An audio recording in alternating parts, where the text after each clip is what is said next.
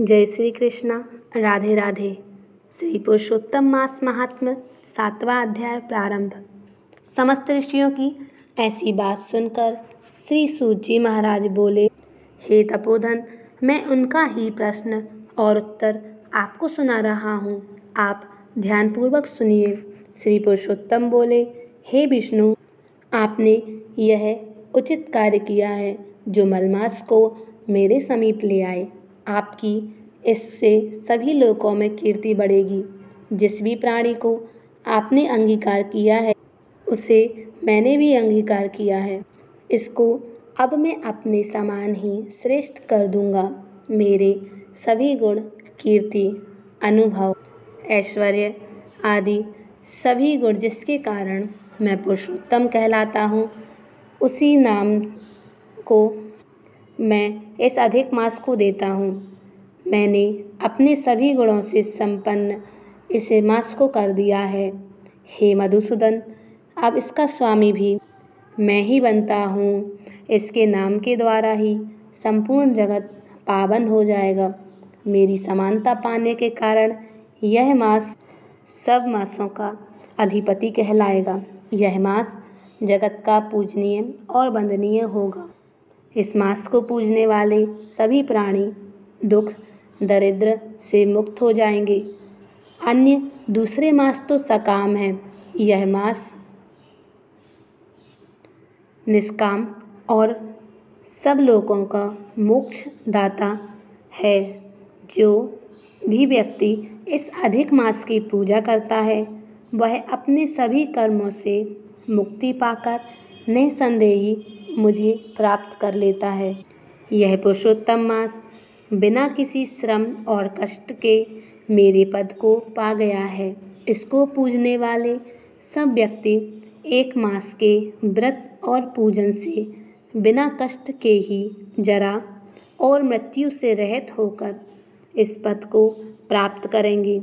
चातुर्मास आदि में यज्ञ करके जो फल स्वरूप स्वर्ग की प्राप्ति होती है और वहाँ के भोग भोगने के बाद उन्हें पृथ्वी पर वापस आना पड़ता है, किंतु विधि और श्रद्धा पूर्वक पुरुषोत्तम मास को जो पूजेगा वह अपने परिवार सहित मुझे निश्चित ही प्राप्त कर लेगा। मुझे प्राप्त करके वह जरा मृत्यु आदि व्याधि से मुक्त होकर इस संसार में जन्म नहीं लेगा।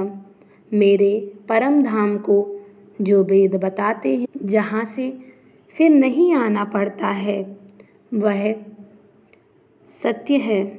अब मैं जो इस मास का स्वामी हूँ उसे मैंने प्रतिष्ठित किया है और मेरा पुरुषोत्तम नाम भी इसे प्राप्त हुआ है।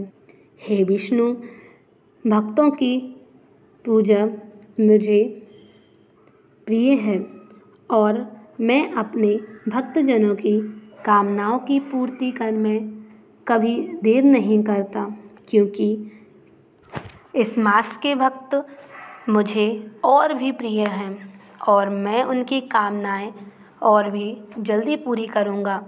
जो महाअज्ञान में घिरे व्यक्ति होंगे वे जप और दान नहीं करेंगे, सत्कर्म नहीं करेंगे, वे विप्रों से शत्रुता करेंगे, वे दुराचारी व्यक्ति कभी सुखी नहीं रहेंगे, चिरकाल तक दुखी रहेंगे और दुर्भागी होकर बार बार इसी पृथ्वी पर जन्म लेंगे।